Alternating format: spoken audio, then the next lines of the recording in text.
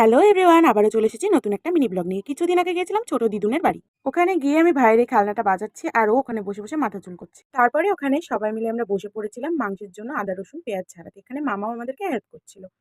মামা বলেছিল আজকে দিদির হাতে চিকেন খাবে, তাই এখানে দিদি চিকেনটা রান্না করছে। আর এখানে তৈরি হচ্ছে ভাইয়ের জন্য ঘুড়ি। ওটা দেখার পর আমি চলে গিয়েছিলাম স্নান করতে। স্নান সেরে এসে দেখছি মামি আমাদেরকে খেতে দিয়ে দিয়েছে। তারপরে আমরা বসে গেলাম খেতে। গরম ভাত আর চিকেন দিয়ে দুপুরের খাওয়াটা কমপ্লিট করে চলে গিয়েছিলাম একটু ঘুমানোর জন্য।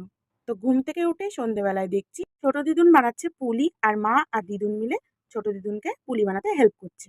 সেই ছোট্টবেলা থেকে ছোট দিদুনের বাড়ি যখনই আসি, সেটা শীতকাল হোক আর গরমকাল, ছোট দিদুন আমাদের জন্য এই পিঠে পুলি বানাবে। তারপরে ছোট দিদুনের এই টেস্টি পুলি খাওয়ার পর পরের দিন বিকেলবেলায় আমরা একদম ব্যাগ ট্যাগ গুছিয়ে রেডি হয়ে বাড়ি যাওয়ার জন্য রওনা দিলাম। বড় ব্লগের লিঙ্কটা নামের নিচে অ্যাড রইলো, তোমরা একটু চেক করে নিও। দেখা হচ্ছে পরবর্তী মিনি ব্লগে। আজকের মতো